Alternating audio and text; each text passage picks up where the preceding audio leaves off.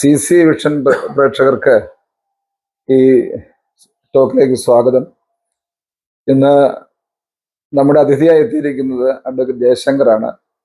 അദ്ദേഹത്തെക്കുറിച്ച് ഞാൻ എന്തെങ്കിലും നിങ്ങളോട് പറയുന്നത് അധികമായി പോകും എന്നെനിക്കറിയാം. രാഷ്ട്രീയ നിരീക്ഷകൻ എന്നൊക്കെയാണ് ചാനലുകാർ അദ്ദേഹത്തെ സംബോധന ചെയ്യുന്നതെങ്കിലും രാഷ്ട്രീയ നിരീക്ഷകൻ മാത്രമല്ല, എല്ലാ സാമൂഹ്യ പ്രശ്നങ്ങളെയും നന്നായി വിശകലനം ചെയ്യും, പഠിക്കുകയും അവതരിപ്പിക്കുകയും ചെയ്യുന്ന മാന്യദേഹമാണ് ജയശങ്കർ സാറ്. സാറേ, ഇന്ന് ഞങ്ങളുടെ പ്രേക്ഷകരോട് സംസാരിക്കാമെന്ന് അതിൽ സന്തോഷം. സ്വാഗതം ചെയ്യുന്നു സാറിനെ. വളരെ സന്തോഷം. നമുക്ക് സാർ എപ്പോഴും ഈ ക്രിസ്ത്യൻ കമ്മ്യൂണിറ്റിയെ കുറിച്ച് കാര്യമായ പഠനം നടത്തുന്ന ഒരാളാണ്. എല്ലാ വിഭാഗങ്ങളെയും ഉപവിഭാഗങ്ങളെയും കുറിച്ച് കാര്യമായൊരു അവബോധം സാറിനുണ്ട്. അത് നിഷേധിച്ചിട്ട് കാര്യമില്ല. നമ്മളിന്ന് സംസാരിക്കാൻ ആഗ്രഹിക്കുന്ന, അല്ലെ സാറിന് കേൾക്കാൻ ആഗ്രഹിക്കുന്ന വിഷയം എന്ന് പറയുന്നത് പ്രൊട്ടസ്റ്റന്റുകാരുടെ ബ്രിട്ടീഷ് ഭരണകാലത്തെ ഇന്ത്യയിലേക്കുള്ള വരവും അതുമായി ബന്ധപ്പെട്ട് കേരളത്തിൽ ഉണ്ടായ നവോത്ഥാന പ്രവർത്തനങ്ങളുടെ അവർ ചെയ്ത സേവനങ്ങളെ കുറിച്ചാണ്. അതേക്കുറിച്ച് സാറിന് ആംഗ്ലിക്കൻ അതെ അവരെയാണ് ഉദ്ദേശിക്കുന്നത്. ആംഗ്ലിക്കൻ പാതിരിമാരെ കുറിച്ചാണ് ഉദ്ദേശിക്കുന്നത്. അവരിവിടെ ചെയ്ത സാമൂഹ്യ മേഖലയിലെ അവരുടെ പ്രവർത്തനങ്ങൾ എന്തൊക്കെയായിരുന്നു? അല്ല, ഇത് കേരള ചരിത്രത്തിൽ കേരളത്തിന്റെ നവോത്ഥാന ചരിത്രത്തിൽ അധികം ആരും ശ്രദ്ധിക്കാത്ത ഒരു വശമാണ്. റസൽജി എന്നോട് ചോദിച്ചു. ഞാൻ ഇതിനെക്കുറിച്ച് നേരത്തെ ഗാഢമായിട്ട് ആലോചിക്കും. ഞാനൊരു ചരിത്ര പണ്ഡിതനല്ലെങ്കിലും ചരിത്രം സാമാന്യമായിട്ട് ചരിത്രമാണ് പഠിച്ചത്. ഐച്ഛിക വിഷയം ചരിത്രമായിരുന്നു. എങ്കിലും ഒരു എസ്റ്റാബ്ലിഷ്ഡ് ചരിത്രകാരനല്ലാത്തതുകൊണ്ട് എനിക്ക് എന്റേതായ ചില ആശങ്കകൾ ഉണ്ടായിരുന്നു. ഞാൻ പിന്നീട് നമ്മുടെ പ്രഗത്ഭ ചരിത്രകാരനായ ഡോക്ടർ KN പണിക്കരുമായിട്ട് സംസാരിക്കും. അപ്പോൾ പണിക്കർ സാറ് എൻ്റെ ഈ ഒരു ലൈൻ ഓഫ് ആർഗ്യുമെന്റിനെ പിന്തുണച്ച് സംസാരിച്ചു. ആ ഒരു ആത്മവിശ്വാസത്തിൽ നിന്നാണ് എനിക്ക് എന്നോട് ധൈര്യം വന്നു. പണിക്കർ സാറ് പ്രോത്സാഹിപ്പിക്കുന്ന ആള് മാത്രമല്ല, അതിൽ ജെനുവിനായിട്ട് ഒരു കണ്ടന്റ് ഉണ്ടെങ്കിൽ പുള്ളി അത് അപ്രീഷിയേറ്റ് ചെയ്തു. അപ്പോൾ പണിക്കർ സാറുമായിട്ട് സംസാരിച്ചതിൻ്റെ കൂടി പഠിച്ചതിൽ പിന്നീട് കുറെ കാലത്തിന് ശേഷം ചെങ്ങന്നൂര് ഒരു പ്രബുദ്ധമായ സദസ്, ഒരു 10-35 പേരുണ്ടായിരുന്നു. അവിടെ ഞാൻ നടത്തിയ ഒരു പ്രഭാഷണം ഇരുന്നുകൊണ്ടാണ് സംസാരിക്കുന്നത്. അപ്പോൾ അവിടെ കുറെ ആളുകൾ വിദ്യാഭ്യാസമൊക്കെ ഉള്ള കുറച്ച് പേരെ കേൾക്കാനുണ്ട്. അതിൽ നമ്മുടെ അന്ന് MLA ആയിരുന്ന നമ്മുടെ രാമേന്ദ്രൻ നായരും ഒക്കെ ഉണ്ട്. ഇവരെല്ലാവരും വളരെ ക്രിട്ടിക്കലായിട്ട് ഇടപെട്ടു. അപ്പൊ ഞാൻ അവിടെ അവതരിപ്പിച്ചതും പിന്നീട് പല വേദികളിലും ആവർത്തിക്കാൻ ശ്രമിച്ചതുമായ ഒരു കാര്യം, ഈ കേരളത്തിന്റെ നവോത്ഥാനം എന്ന് പറഞ്ഞ സംഗതിന്റെ തെറ്റാണ്. നവോത്ഥാനം എല്ലാ കേരളത്തിലുണ്ട്. കേരളത്തിലുണ്ടായത് പ്രബുദ്ധതയാണ്, എൻലൈറ്റൻമെന്റ്. ഇവിടെ പണ്ടുണ്ടായിരുന്ന ഒരു സാധനത്തെ അവതരിപ്പിക്കുന്നതിനാണ് നവോത്ഥാനം എന്നുള്ളത്. ഇറ്റലിയിലും മറ്റുമൊക്കെ റിനൈസൻസ്, നേരെ കുറിച്ച് ഫ്രാൻസിലും മറ്റുമൊക്കെ പിന്നീടുണ്ടായത് പ്രബുദ്ധതയാണ്, എൻലൈറ്റൻമെന്റ്. പുതിയ ഒരു ചിന്താധാര ഇവിടെ വരും. അപ്പൊ അത് തുടങ്ങിയത് പലരും വിചാരിക്കുന്ന പോലെ അയ്യാ വൈകുണ്ഠസ്വാമിയിൽ നിന്നോ അല്ലെങ്കിൽ നാരായണ ഗുരുസ്വാമിയിൽ നിന്നോ ചട്ടമ്പി സ്വാമിയിൽ നിന്നോ അല്ല. അതിന്റെ തുടക്കം എന്ന് പറയുന്നത് ഈ പ്രൊട്ടസ്റ്റന്റ് മിഷണറിമാരുന്നാണ്. ഈ നവോത്ഥാനം അല്ലെങ്കിൽ പ്രബുദ്ധത ആരംഭിച്ചത് നാഗർകോവിലാണ്, തെക്കൻ തിരുവിതാംകൂർ. എന്താണ് തെക്കൻ തിരുവിതാംകൂറിന്റെ പ്രാധാന്യം എന്ന് ചോദിച്ചാൽ അത് ഞാൻ ഇത് കഴിഞ്ഞിട്ട് വിശദീകരിക്കും. അവിടെ ഈ പ്രൊട്ടസ്റ്റന്റ് മിഷണറിമാര് വന്ന് മത പരിവർത്തനം അല്ലെങ്കിൽ പ്രേക്ഷിത പ്രവർത്തനം, മിഷണറി വർക്ക് ആരംഭിക്കും. അപ്പോൾ അത് നാടാർ സമുദായക്കാരുടെ ഇടയിലായിരുന്നു. നാടാർ സമുദായത്തിന് മറ്റു സമുദായങ്ങളെ അപേക്ഷിച്ച് ഒരു മേന്മ അല്ലെങ്കിൽ ഒരു പ്രത്യേകത, ഒരു വ്യത്യാസം ഉണ്ടായിരുന്നു. ഇത് പുരോഗമനോന്മുഖമായ ഒരു സമുദായമായിരുന്നു, ഇടത്തരക്കാരൻ. എന്നാൽ സാമൂഹ്യമായിട്ട് അവർക്ക് ആ രീതിയിലുള്ള ഒരു അംഗീകാരം, അതായത് ജാതി ശ്രേണിയിൽ ഒരു അംഗീകാരം കിട്ടിയിരുന്നില്ല.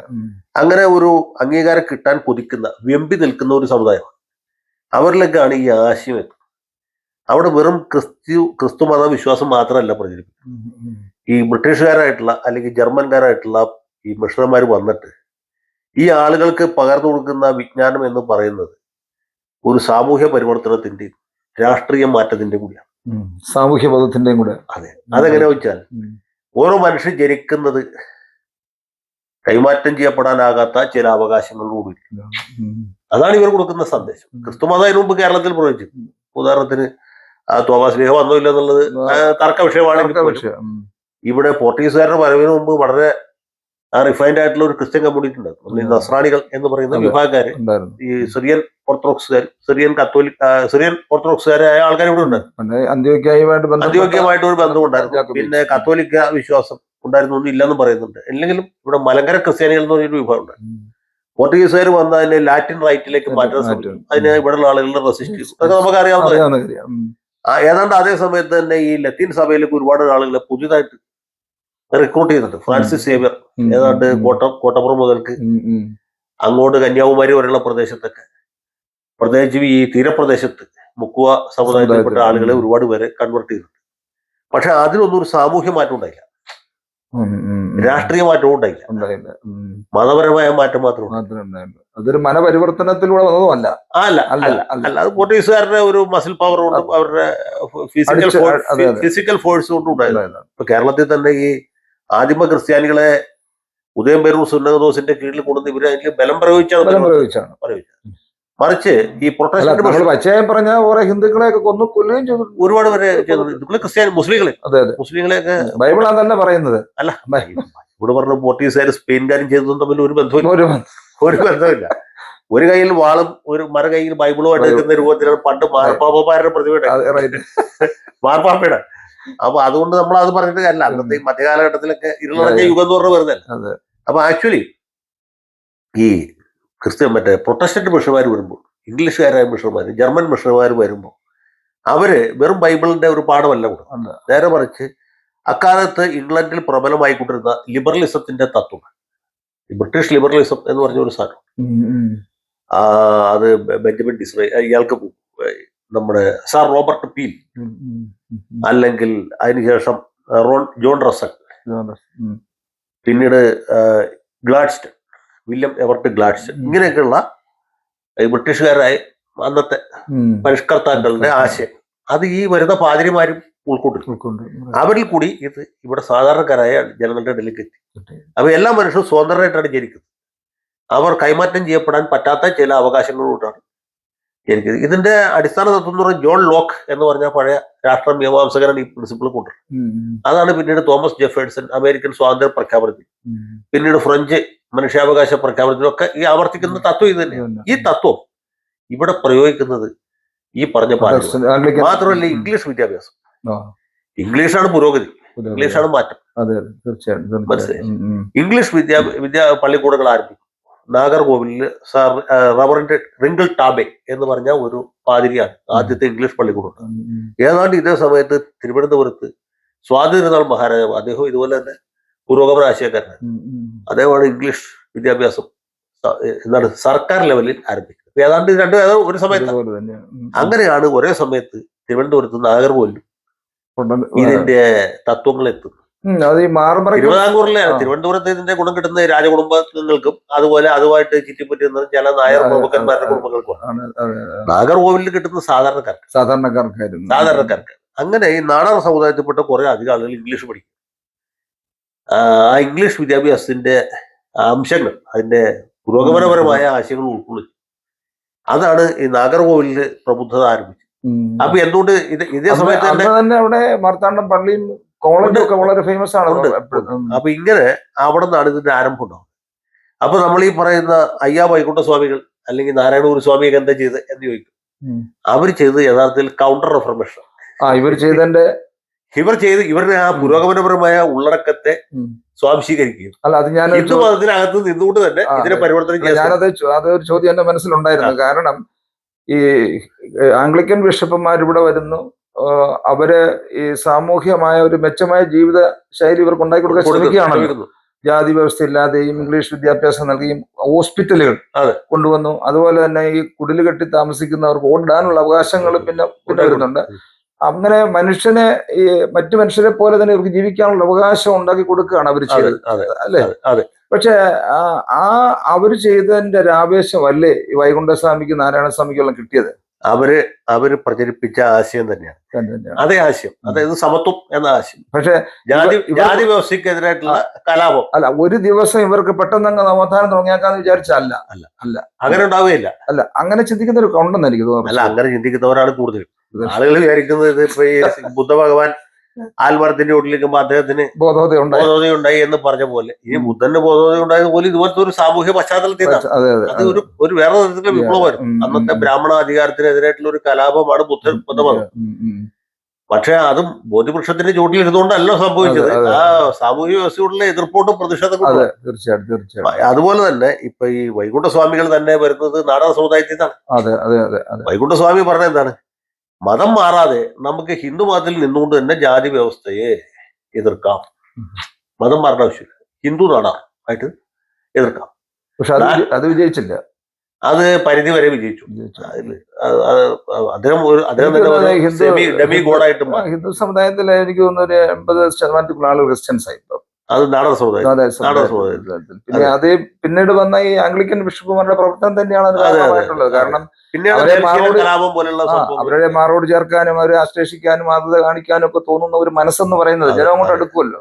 അപ്പൊ ഇത് തന്നെ ആണ് ഈ കോട്ടയം കൊല്ലം ജില്ലകളിലൊക്കെ CMSകാർക്ക് അത് ഈഴവ സമുദായക്കാര് വ്യാപകമായിട്ട് മതം മാറി തുടങ്ങിയപ്പോൾ ഒരുപാട് പേര് പോയി എന്ന് മാത്രമല്ല, ഈ കൊല്ലം ജില്ലയിലും മറ്റുമൊക്കെ CV കുഞ്ഞിരാമന്റെ ആത്മകഥ വായിച്ചാൽ മനസ്സിലാവും.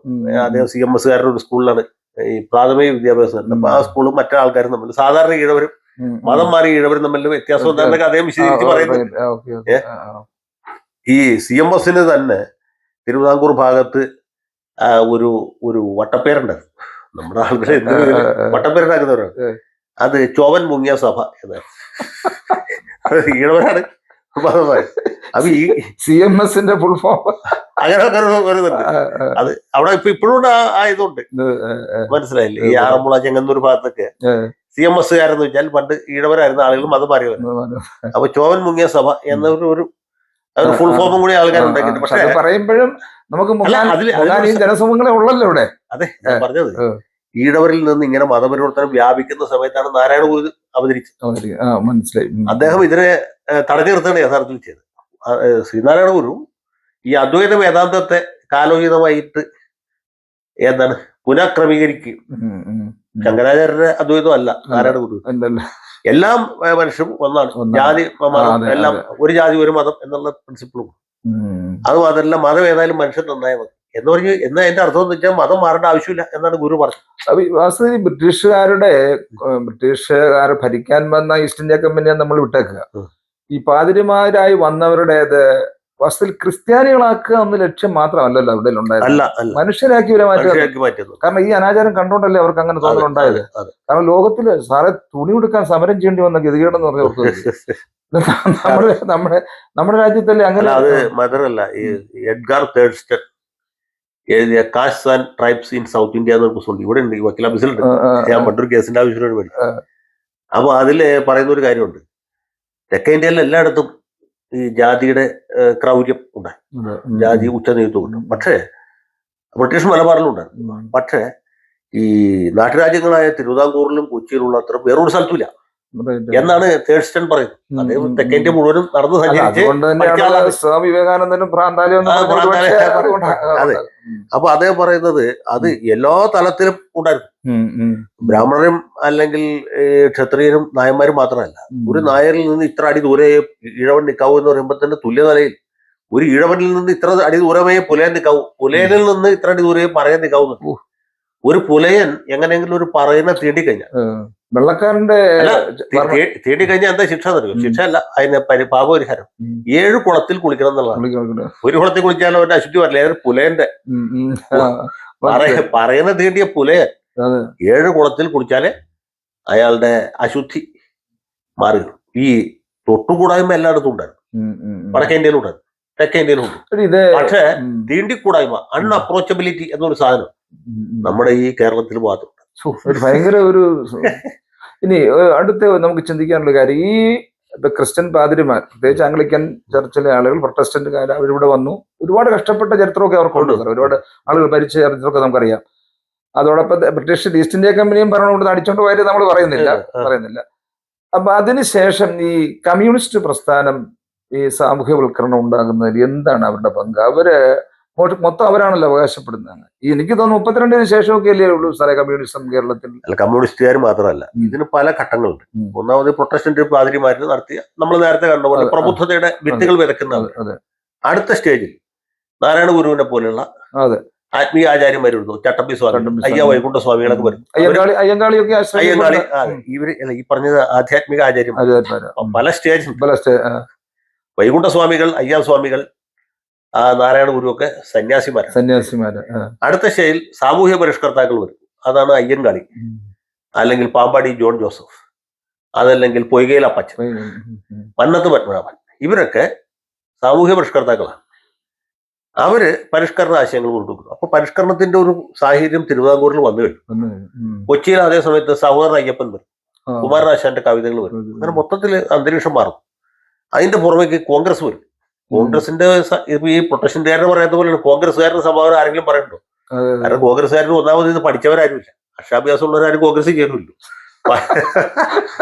First of all. രണ്ടാമത്, അന്നത്തെ കോൺഗ്രസ് എന്ന് പറയണം. അല്ല, അന്ന് ചേരും, ഇപ്പൊ ചേരില്ല. ഇപ്പോഴത്തെ കോൺഗ്രസ്സുകാർക്ക് അറിയാൻ പാടാത്തതുകൊണ്ട് ഇവരൊന്നും പഠിക്കില്ല, അവർക്ക് അറിയാൻ വയ്യ.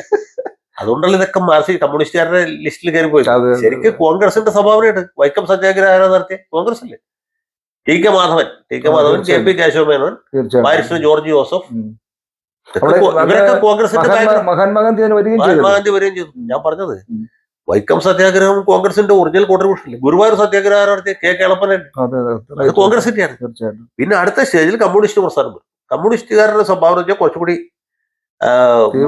മൈക്രോ ലെവലിലാണ്. അതായത് ഈ പാടത്തെ കൂടി ഇപ്പൊ പണി എടുക്കാൻ പോകുന്ന പുലയന്മാര് വഴിയെ പോകുന്നവര് തല്ലുന്ന അവസ്ഥ നിർത്തുന്നത്, മകളെ കഞ്ഞി കുടിപ്പിക്കും, തമ്പരാനെന്ന് വിളിപ്പിക്കും എന്നുള്ള മുദ്രാവാക്യത്തെ കൗണ്ടർ ചെയ്ത് ജന്മകുടിയാൻ വ്യവസ്ഥ, ആ സ്ട്രഗിൾ വരും. അപ്പൊ ആ സ്റ്റേജിലാണ് ഇതിന്റെ ടോർച്ച് ബെയറേഴ്സ് ആയിട്ട് കമ്മ്യൂണിസ്റ്റ് പാർട്ടി വരും. ഇനി ഒരു കാര്യം കൂടി പറയുന്ന ഇടയ്ക്ക്, ഈ പ്രൊട്ടസ്റ്റന്റ് മിഷണറിമാർ ഇവിടെ ഈ പരിവർത്തനമൊക്കെ നടത്തി. അപ്പൊ ഇവിടെയുള്ള ഈ ലോക്കൽ ക്രിസ്ത്യൻ കമ്മ്യൂണിറ്റി ഉണ്ട്. നേരത്തെ പറഞ്ഞ മലങ്കര ക്രിസ്ത്യൻ, അന്നത് ഒറ്റ കമ്മ്യൂണിറ്റിയാണ്, അല്ലെങ്കിൽ കുറഞ്ഞ രണ്ട് കമ്മ്യൂണിറ്റിയാണ്. സിറിയൻ ഓർത്തഡോക്സുകാരും സിറിയൻ കാത്തലിക്സ്. ഈ ഓർത്തഡോക്സ് കമ്മ്യൂണിറ്റി മറ്റേ പാതിരിമാരായിട്ട് സഹകരിക്കും. അവരും ക്രിസ്ത്യാനികളാണല്ലോ, രാജാവിന്റെ പ്രതിപുരുഷന്മാരാണല്ലോ, അവരുമായിട്ട് സഹകരിക്കാം എന്ന ചിന്താഗതി അവരുടെ ഇടയിലുണ്ടായി.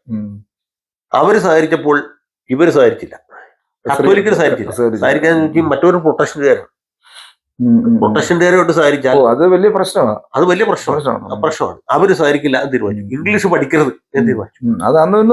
അല്ല, അതെന്താ വെച്ചാല് ഇംഗ്ലീഷ് ഹൂണഭാഷയാണ്, പ്രൊട്ടസ്റ്റന്റുകാരുടെ ഭാഷയാണ്.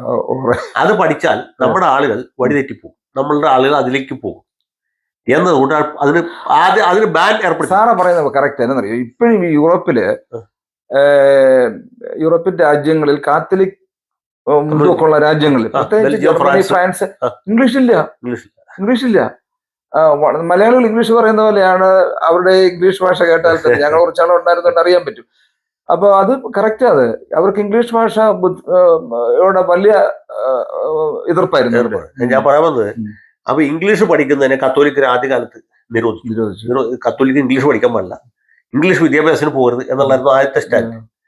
പക്ഷെ ഇവര് ഈ നാട്ടു ക്രിസ്ത്യാനികൾ മറ്റവരോട് സഹകരിക്കുകയും അവരിൽ കുറെ പേരൊക്കെ പഠിച്ച് ഇവിടെ തന്നെ BA പാസ്സാക്കുകയും അവർക്ക് വലിയ ഉയർന്ന സർക്കാർ ഉദ്യോഗങ്ങൾ കിട്ടുകയും, ഇംഗ്ലീഷ് പഠിക്കാതെ സർക്കാർ ഉദ്യോഗം കിട്ടും, രാജഭരണം.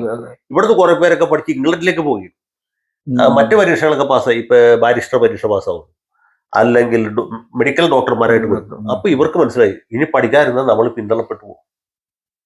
അങ്ങനെയാണ് ചാവറ കുര്യാക്കോസ് ഏലിയാസ് അച്ഛനും നിതിരിക്കൽ മാണിക്കത്തനരും ഒക്കെ കത്തോലിക്കർ ഇംഗ്ലീഷ് പഠിക്കണം എന്ന് മാത്രമല്ല പള്ളിയോട് ചേർന്ന് പള്ളിക്കൂടങ്ങൾ ഉണ്ടാക്കണം എന്ന് അങ്ങനെ കണ്ടീഷൻ വെച്ചു. പിന്നെ പക്ഷേ അവർക്ക് സംവിധാനം വളരെ ഫലപ്രദമായതുകൊണ്ട് മറ്റവരെക്കാൾ മുമ്പേ എത്തി. നാഗർകോവിൽ ട്രിവാൻഡ്രം ഭാഗങ്ങളിൽ സാറേ അന്ന് പള്ളിയോട് തന്നെ പള്ളിക്കൂടം അവരവിടെ വെച്ചു. അതെ, അവിടെ പള്ളിയോട് എല്ലാ CSI പള്ളി, പിന്നെ അത് CSI ആയിട്ട് മാറിയല്ലോ. ബാസൽ മിഷനും CMS LMS സാറ് നേരത്തെ സൂചിപ്പിച്ച LMS CMS ബാസൽ മിഷനും എല്ലാം കൂടി CSI മാറി.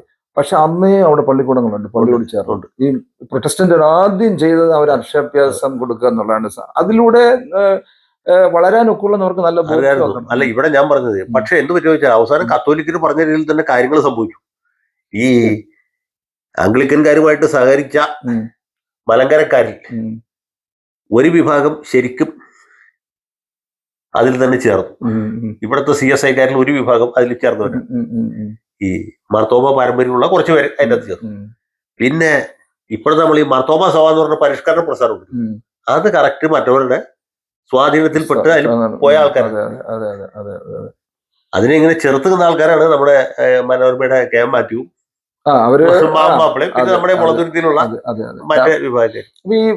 ഈ കമ്മ്യൂണിസ്റ്റ് പ്രസ്ഥാനം കൊണ്ട് വലിയ സാമൂഹ്യ പരിഷ്കരണം ഉണ്ടായി. ഒരു ജാതി വ്യവസ്ഥ ഇല്ലാതാക്കാൻ ശ്രമിച്ചു, ജാതി വ്യവസ്ഥ ഇല്ലാതാക്കാൻ ശ്രമിച്ചു പറഞ്ഞിട്ട് ഭൂപരിഷ്കരണം പോലെയുള്ള പുരോഗമനപരമായ പരിപാടികൾ കൊണ്ടുവന്നു. പിന്നെ വിദ്യാഭ്യാസ നിയമം കൊണ്ടുവന്നു. പിന്നെ മൊത്തത്തില് കേരളത്തിന്റെ ഒരു ഔട്ട്ലുക്ക് മാറ്റുന്നതിൽ പങ്കുവച്ചിട്ടുണ്ട്. പക്ഷേ വാരിക്കുന്ന കൊണ്ടുള്ള പ്രയോഗം കൊണ്ട് വലിയ അതൊക്കെ തെറ്റായ സമീപനം. അത് കമ്മ്യൂണിസ്റ്റ് പാർട്ടികൾക്ക് പണ്ട് പറ്റിയൊരു തെറ്റെന്ന് വെച്ചാൽ ഈ തീരുമാനങ്ങൾ എടുക്കുന്നത് മിക്കവാറും മോസ്കോയിൽ നിന്നായിരുന്നു.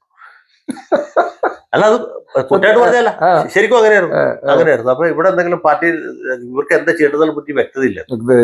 ഈ നേതാക്കന്മാര് മിക്കവരും തന്നെ ബുദ്ധിജീവി വിഭാഗത്തിൽ നിന്നുള്ളവരാണ്.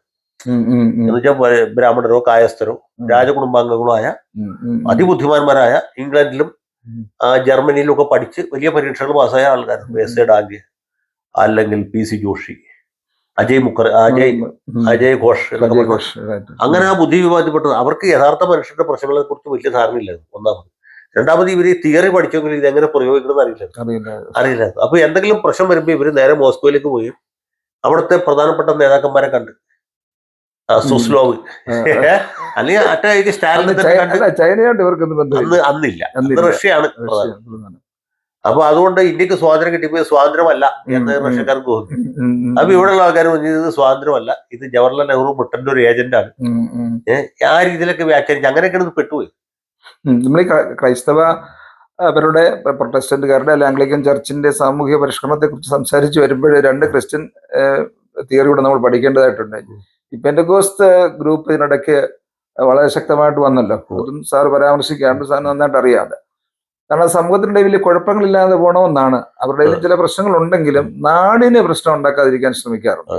ബസ്സിന് ആൾ വെക്കുകയോ കല്ലെറിയുകയോ വണ്ടി കത്തിക്കുകയോ പോലീസ് കേസോ അടിപിടിയോ അങ്ങനെയുള്ള പരിപാടികളൊന്നും ഇല്ലാത്തൊരു സമൂഹം. പക്ഷെ അവർക്ക് പറ്റിയൊരു കുഴപ്പം, അവര് സാമൂഹ്യ മേഖലയിലേക്ക് ശ്രദ്ധ തിരിക്കാതെ അവര് നേരെ സ്പിരിച്വലിലേക്ക് പോയി. ഇവരെ എങ്ങനെയും മുകളിൽ കൊണ്ടെത്തിക്കുക എന്നുള്ള ഒരു ഇതിലേക്കാണ് അവരുടെ പോയി. അതേക്കുറിച്ച് ഒരു സ്റ്റഡി ചെയ്ത് നോക്കിയിട്ടുണ്ടോ? അല്ല, അതിന്റെ ഒരു കാരണം ഈ എപ്പോഴും ഒരു സംഘടിത ശക്തിക്ക് മാത്രമേ രാഷ്ട്രീയത്തിലാണെങ്കിലും ഏത് മേഖലയിലാണെങ്കിലും വിലപേശൽ ശക്തി. നാരായണ ഗുരു പറഞ്ഞ ഒരു പ്രധാനപ്പെട്ട തത്വം ഏത് സമുദായത്തിനും തുല്യ നിലയിൽ ബാധകമാണ്. വിദ്യ കൊണ്ട് പ്രബുദ്ധരാകുക, സംഘടന കൊണ്ട് ശക്തരാകുക. സംഘടന ഇല്ലെങ്കിൽ ശക്തി ഉണ്ടാകും. ഇപ്പൊ കേരളത്തിൽ തന്നെ നോക്കിയാൽ ഈ പൊളിറ്റിക്കൽ ബാർഗൈനിങ് പവർ പ്രധാനമായിട്ട് 4 community. 1 Nair, 2 Syrian Christian, Christian, 3 മുസ്ലിം, 4 ഈഴവ. 4 വലിയ സമുദായങ്ങളാണ്. 4 വിദ്യാസമ്പന്നമാണ്. 4നും രാഷ്ട്രീയമായ ശക്തിയുണ്ട്, വിലപേശൽ ശക്തിയുണ്ട്. പക്ഷെ ആത്മീയ നവോത്ഥാനത്തിൽ വേണ്ടി അവർ ശ്രമിച്ചു. സാമൂഹ്യവൽക്കരണത്തിൽ ഊന്നൽ കൊടുത്തില്ലെങ്കിലും രാജ്യത്ത് എനിക്ക് നന്നായിട്ട് അറിയാം. ഇപ്പം ഈ മദ്യപാനം ഒരു വിപത്തല്ലേ, അതിൽ നിന്ന് ഈ ജനത്തെ മോചനം കൊടുക്കുന്നതിൽ ഈ പെന്തിക്കോസ്റ്റ് കമ്മ്യൂണിറ്റി കഞ്ചാവ് അടിക്കുക, കള്ളടിക്കുക, അടിപിടി ഉണ്ടാക്കുക, വഴക്കുണ്ടാക്കുക, കത്തിക്കുത്തുക, ഇത് ഇന്നും ചർച്ചിൽ അത് കയറ്റിയല്ലോ കേട്ടോ. മദ്യപിച്ചു കഴിഞ്ഞാൽ നോ രക്ഷ. എനിക്ക് അത് തന്നെ നമുക്ക് വേറൊരു വിഷയം പറയാനുള്ള, കാരണം ബൈബിളിൽ അസംഘിതമായിട്ട് പറയുന്നുണ്ട് മദ്യപാനം പാടില്ല എന്ന്. പക്ഷേ കാത്തലിക് കമ്മ്യൂണിറ്റിയിലുള്ള അച്ഛന്മാരുൾപ്പെടെ 90% ആളുകളും മദ്യപിക്കുന്ന ആളുകളാണ്. അതിന് വേറെ വിഷയത്തിലേക്ക് പോകുന്നില്ല. അതായത് ഞാൻ പെന്തിക്കോസ്റ്റ് ഗ്രൂപ്പ്, ഞാനൊരു ചെറിയ കുസൃതി പറയും, ഇന്നുവരെ അവർ നിഷേധിക്കാത്ത, എനിക്ക് 100% ഉറപ്പുള്ള ഒരു കാര്യം, ഈ പള്ളിക്കാരനാണ് ആ വ്യൂഹത്തിൽ വലിയ മദ്യവിരുദ്ധ സമരങ്ങൾ നടന്നിരുന്നല്ലോ. ഉമ്മൻചാണ്ടി സാർ മുഖ്യമന്ത്രി ആയിരിക്കുമ്പോഴാണ് കെ ബാബു എക്സൈസ് പാണിയുടെ മദ്യ ബാർക്കോഴയൊക്കെ നടന്നത്. ഇവരിങ്ങനെ വലിയ സമരങ്ങൾ നടത്തിക്കൊണ്ടിരിക്കുമ്പോൾ ഇവിടെ നമ്മുടെ ഈ മധ്യ കേരളത്തിലെ ഒരു പ്രമുഖനായ കത്തോലിക്ക മെത്രാൻ കുടിച്ചു കുടിച്ചു കുടിച്ചു കുടിച്ചു മരിച്ചു. മെത്രാൻ വെറും മെത്രാൻ അല്ല, അല്പം കൂടി കൂടിയ ഗ്രേഡുള്ള ഒരു പേര് പറയണ്ട. അത് വേണ്ട. അപ്പൊ ഒരു ചർച്ചയിൽ ഞാനിങ്ങനെ ഒരു സഭാ പ്രതിനിധി കൂടിയുള്ള സമയം പറഞ്ഞു, ഇങ്ങനെ ഒരു സംഭവം ഉണ്ടായില്ലേ, ആളുടെ പേര് ഞാൻ പറഞ്ഞെന്ന് ചോദിച്ചപ്പോ അച്ഛൻ വേണ്ടെന്ന് വേണമെന്ന് പറഞ്ഞ അപ്പൊ പേര് പറഞ്ഞു. പക്ഷെ ആ വൈദിക ശ്രേഷ്ഠൻ അദ്ദേഹം യഥാർത്ഥത്തിൽ മഹാപണ്ഡിതനായിരുന്നു, വലിയ ഒരു സ്കോളറായിരുന്നു. മെത്രാൻ ആവണ വരെ പുള്ളി മദ്യപാനം ഉണ്ടായിരുന്നെങ്കിലും മുഴുവൻ സമയം മദ്യപാനം ആയിരുന്നില്ല. പക്ഷെ മെത്രാൻ ആയി കഴിഞ്ഞ പുള്ളി 24 അവേഴ്സ് ഇതിനു വേണ്ടി ചെലവഴിക്ക് അധികം വൈകാതെ മരിച്ചുപോയി. അതിന് വേറെ ഒരു ഇതുകൂടി ഉണ്ട്. പുള്ളിയുടെ മുൻഗാമിയായിരുന്ന വേറൊരു മെത്രാൻ, അദ്ദേഹത്തിന്റെ പ്രായാധിക്യവും അനാരോഗ്യവും നിമിത്തമാണ് പുള്ളി സ്ഥാനം ഒഴിഞ്ഞ് ഇദ്ദേഹത്തെ ആക്കി. അദ്ദേഹം ജീവിച്ചിരിക്കുമ്പോൾ തന്നെ ഇദ്ദേഹം മരിച്ചു. ഞാൻ പറഞ്ഞു എല്ലാം വളരെ പെട്ടെന്ന്. അപ്പൊ ഇത് പക്ഷേ കത്തോലിക്ക സഭയുടെ അവര് കൂടുതൽ ശ്രദ്ധ ജീവകാരുണ്യ മേഖലയിലാണെന്ന് എനിക്ക് തോന്നുന്നു. അല്ല, അവര് എല്ലാ മേഖലയിലും കത്തോലിക്കർ വെന്നിക്കൂടി പറയും. അവർ ഇംഗ്ലീഷ് പഠിക്കാൻ കുറച്ച് പുറകിലാണ് പുറപ്പെട്ടെങ്കിലും അവർക്ക് ഉണ്ടായ ഒരു സൗകര്യം, മറ്റേ മലങ്കര ക്രിസ്ത്യാനികൾ 3 ഗ്രൂപ്പായിട്ട് അടിയായല്ലോ. ആദ്യം മർത്തോമക്കാർ പിരിഞ്ഞുപോയി, പിന്നെ ഈ മെത്രാൻ കക്ഷി ബാബ കക്ഷി തിരിഞ്ഞു ഓർത്തഡോക്സ് ഒരു കൂട്ടർ പിരിഞ്ഞു പോയവരാണ് പുനരേക്യ പ്രസ്ഥാനക്കാർ, മലങ്കര കത്തോലിക്കർ. താരതമ്യേന ചെറിയ ഗ്രൂപ്പ്, അവരും നല്ല ഗ്രൂപ്പ് പോയി. അതെ, ഒരു പ്രബലരാണ്, ഗ്രൂപ്പ് ചെറുതാണ്. പക്ഷേ ഇതിൽ മനസ്സിലാക്കേണ്ട ഒരു കാര്യം, ഇവരുടെ ഈ സംഘടനാ ശക്തിയും സാമ്പത്തിക സ്രോതസ്സും ഈ വ്യവഹാരത്തിന് വേണ്ടി ചെലവാക്കി. അവരുടെ ഈ കേഡർ സ്വഭാവം അല്ലെ. മറിച്ച് കത്തോലിക്ക സഭയ്ക്ക് 2 ഗുണമുണ്ട്. ഒന്നാമത് അത് സ്പ്ലിറ്റ് ഇല്ല. അപ്പോഴാണ് ഇപ്പോൾ കുറച്ച് അസ്വാരസ്യങ്ങളൊക്കെ ഉണ്ടായിരുന്നത്. അത് ഏകശിലാ നിർമ്മിതമാണ്. മാത്രമല്ല മുകളിൽ നിന്നുള്ള ആജ്ഞ അടിയിൽ വരെ എല്ലാവരും പാലിക്കും. അതിന്റെ സംഘടനാ ശക്തി ഫ്യൂഡൽ സെറ്റപ്പാണ്. ഫ്യൂഡൽ സെറ്റപ്പ് അതൊക്കെ റോമൻ പശ്ചാത്തലം സാറേ. ഫ്യൂഡൽ സെറ്റപ്പാണ്. ഫ്യൂഡൽ സെറ്റപ്പാണെന്ന് മാത്രമല്ല, മുകളിൽ നിന്നുള്ള ആജ്ഞ, ഇപ്പൊ കർദിനാളിന്റെ ആജ്ഞ എന്ന് പറഞ്ഞാൽ ഏറ്റവും അവസാനത്തെ പള്ളിയിൽ കുഴി വെട്ടുന്ന കത്തോലിക്കൻ വരെ അനുസരിക്കണം. അതിന്റെ ദേശീയബലം അല്ല. അത് മാത്രമല്ല, രണ്ടാമത്തത് ഈ വൈദികരുടെയും കന്യാസ്ത്രീകളുടെയും വലിയൊരു ബറ്റാലിയൻ അവർക്ക് മറ്റാർക്കും അവകാശപ്പെടാൻ പറ്റും. അത് കല്യാണമൊക്കെ കഴിഞ്ഞ് വളരെ നന്നായിട്ട് ജീവിക്കുന്ന ആളുകളും ഡെഡിക്കേറ്റഡ് ആയിട്ടുള്ള ആളുകളുണ്ട്. മാത്രമല്ല വിശ്വാസത്തിന്റെയും സഭയുടെയും. ഈ കത്തോലിക്കരെ സംബന്ധിച്ചിടത്തോളം ഈ ദൈവശാസ്ത്രപരമായ പ്രശ്നങ്ങളൊന്നും വിശ്വാസികൾ അറിയേണ്ട ആവശ്യമില്ല. അവർക്ക് ബൈബിൾ വായിച്ച കുഴപ്പമായിരുന്നു. പണ്ട് കാലത്ത് വായിക്കാൻ പാടില്ല, ബൈബിൾ ഇല്ലായിരുന്നു. ബൈബിള് വൈദികർ മാത്രം വായിക്കണ്ടായിരുന്നു. ബൈബിൾ വായിക്കാൻ പാടില്ല എന്ന് വീട്ടിലൊക്കെ നിർദ്ദേശമുണ്ട്. ഇപ്പോഴും ഈ POC ബൈബിൾ ഇറക്കിയതിന് ശേഷമാണ് കത്തോലിക്കർ വീട്ടിൽ ബൈബിൾ മേടിക്കാൻ തുടങ്ങിയത്. മേടിച്ചവരും പേടിക്കണ്ട, അത് വായിക്കുകയില്ല. അല്ല, ബൈബിൾ വായിക്കുകയും ബൈബിൾ പഠിപ്പിക്കുകയും ചെയ്തതിന്റെ പേരിലാണ് മാർട്ടിൻ ലൂഥറിനെയും ജോൺ ഹസ്സിനെയും ആക്രമിക്കുകയും കൊല്ലുകയൊക്കെ ചെയ്തത്. അത് ഭയങ്കര സംഭവങ്ങളാണ്. അതല്ല, ഇന്നും അവർക്ക് ആചാര അനുഷ്ഠാനങ്ങൾ ബൈബിളുമായിട്ട് പൊരുത്തപ്പെട്ടു പോകുന്നില്ല, ഒന്നുമല്ല. പിന്നെ ഈ കത്തോലിക്ക മതം എന്ന് വെച്ചാല്, കത്തോലിക്ക മതം ഞാൻ ഇതായിട്ട് ഉപയോഗിക്കുന്നതല്ല.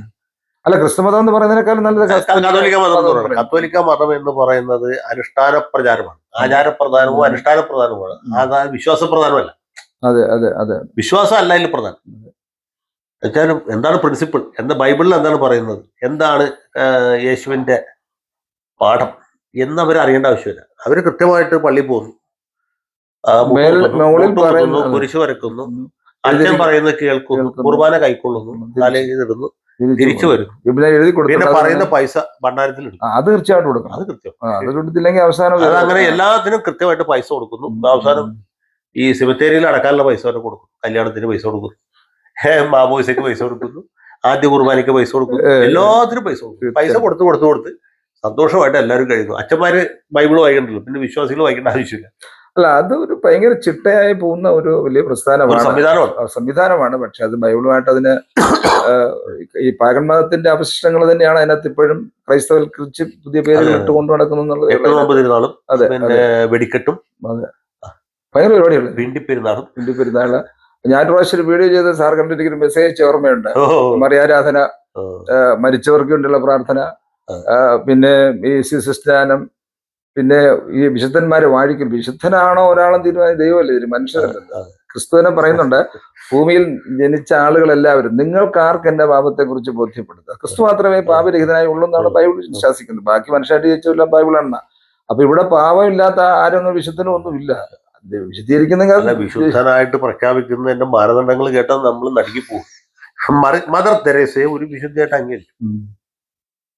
ഭൂമിയിൽ ജനിച്ച മനുഷ്യ വ്യക്തികളിൽ വിശുദ്ധയാകാൻ ആരെങ്കിലും അർഹതയായിട്ട് ഒരാളുണ്ടെങ്കിൽ എന്റെ അറിവിൽ മദർ തെരേസ അതിന് തീർച്ചയായും യോഗ്യയാണ്. കാരണം അവർ അത്ര വലിയ ജീവകാരുണ്യ പ്രവർത്തനമാണ് ചെയ്തത്, ഇല്ലേ? ആ ഒറ്റ കാരണത്താൽ അവരെ ഇങ്ങനെ വിശുദ്ധമായിട്ട് വെറുതെ രൂപക്കൂട്ടിലേക്ക് കയറ്റുമല്ലോ, വെക്കണോ വേണ്ടെന്നുള്ള വേറെ. പക്ഷേ ഇവരെന്ത് പറഞ്ഞാണ് കയറ്റിയെന്നറിയാം. ഈ പശ്ചിമ ബംഗാളിലെ ഏതോ ഒരു ആദിവാസി സ്ത്രീയുടെ വയറ്റിൽ ക്യാൻസറും മദർ തെരേസയോടുള്ള മധ്യസ്ഥ പ്രാർത്ഥനയിൽ ക്യാൻസർ മാറി പുളുവാ സാറേ ഇത് എന്തൊരു മുഴുവൻ. എന്തൊരു അസംബന്ധമാണ്. അസംബന്ധം. അത് സത്യത്തിൽ മദർ തെരേസയെ അപമാനിക്കുന്നതിന് തുല്യമാണ്. തീർച്ചയായും വെറും പുളുവടിയത്. വെറുതെ സത്യം പറഞ്ഞാൽ മദർ തെരേസയുടെ മഹത്വം കുറഞ്ഞു പോകുന്നത് തീർച്ചയായും ഇങ്ങനെയുള്ള വ്യാജ പ്രചരണങ്ങൾ കൊണ്ടാണ്. ഇല്ലേ? തീർച്ചയായിട്ടും അവന്റെ മനുഷ്യനെ ഏതായാലും നമുക്ക് അവസാനിപ്പിക്കാം അല്ലേ? നമുക്ക് തൽക്കാലത്തേക്ക് ഒരു വിരാമം. പിന്നെ നമുക്ക് അടുത്ത് വേറൊരു ഘട്ടത്തിൽ വേറെ വിഷയമായിട്ട് വരാം. എന്നാലും ഞാൻ ഒരു വാക്കുകൂടെ അങ്ങ് പറഞ്ഞ് അവസാനിപ്പിക്കുകയാണ്. പ്രൊട്ടസ്റ്റന്റ് ബിഷപ്പ്മാരെ കുറിച്ചുള്ള പഠനം കുറച്ചൊക്കെ ഞാനും വായിച്ചിട്ടുണ്ട്. കാരണം വീട്ടിൽ ചരിത്രകാരി ഉള്ളതുകൊണ്ട്. സമീപകാലത്ത് ഈ രീതിയിലുള്ള പഠനങ്ങൾ ഉണ്ടായി വരുന്നുണ്ട്. വിനിൽ പോൾ എന്ന് പറഞ്ഞ ഒരു ചെറുപ്പക്കാരൻ, എനിക്ക് അയാളെ നേരിട്ട് പരിചയമില്ല, പുള്ളിയുടെ ചില ലേഖനങ്ങളൊക്കെ സമീപകാലത്ത് വായിച്ചു. ഞാൻ ഈ പറഞ്ഞ ലൈനിൽ പുള്ളി വരുന്നുണ്ട്. ഇയാളൊരു ദളിത് ക്രിസ്ത്യാനിയാണെന്ന് എനിക്ക് തോന്നുന്നു. നേരിട്ട് പരിചയമില്ല. പുള്ളിയാണ് ഈ ഒരു ലൈൻ ഓഫ് ആർഗ്യുമെന്റ് സമീപകാലത്ത് വികസിപ്പിച്ച അതിന്റെ പഴയ, ഞാനിപ്പോ പറഞ്ഞത് ജനറൽ ആയിട്ടുള്ള കാര്യങ്ങളാണ്, ചരിത്ര രേഖകളുടെ പശ്ചാത്തലം. പക്ഷേ ഈ പ്രൊട്ടസ്റ്റന്റ് ബിഷപ്പ്മാരുടെ സാമൂഹ്യ ബോധം ജനങ്ങളെ ഉണ്ടാക്കി അവരെ മനുഷ്യരാക്കി മാറ്റാൻ ശ്രമിച്ച അവരുടെ ശ്രമത്തിന്റെ ഭാഗമായിട്ടാണ് പിന്നീടുണ്ടായ പരിഷ്കാരങ്ങളൊക്കെ. അത് സംശയമില്ലാത്ത അംഗീകരിക്കുന്ന പ്രബുദ്ധതയുടെ തിരി തെളിച്ചത്. അതെ, റിങ്കിൾ ടാബെ മുതൽക്ക് ഇങ്ങോട്ടുള്ള പ്രൊട്ടസ്റ്റന്റ് മിഷണറിമാർ. അത് തെക്കൻ തിരുവിതാംകൂറിൽ കാണാനും ഉണ്ട്. അത് അവിടെയാണ്, നാഗർകോവിലിൽ നിന്നാണ്. തീർച്ചയായിട്ടും നമ്മൾ പറയില്ലേ ഈ നവോത്ഥാനം ഇറ്റലിയിൽ എന്തുകൊണ്ട് ആരംഭിച്ചു അവിടുത്തെ എന്ന് ചോദിക്കുന്ന പോലെ, അല്ലെങ്കിൽ വ്യവസായ വിപ്ലവം എന്തുകൊണ്ട് ഇംഗ്ലണ്ടിൽ ആരംഭിച്ചു എന്ന് ചോദിക്കുന്ന പോലെ, ഈ പ്രബുദ്ധത, നവോത്ഥാനം എന്നുള്ള വാക്ക് ഞാൻ ഉപയോഗിക്കില്ല, പ്രബുദ്ധത എന്തുകൊണ്ട് നാഗർകോവിലിൽ ആരംഭിച്ചു എന്ന് ക്ലിയർ ആണ്. അതിന്റെ ഒറ്റ കാരണമുള്ളൂ, നാഗർകോവിലാണ് ആരംഭിച്ചത്. ഓക്കെ സാറേ, ഇത്രയും നേരം ഞങ്ങളോട് സഹകരിച്ചതിനും സംസാരിച്ചതിനും വളരെ നന്ദി. ഇനി നമുക്ക് മറ്റൊരു വിഷയമായിട്ട് താമസിച്ച് കാണാം. താങ്ക്സ്.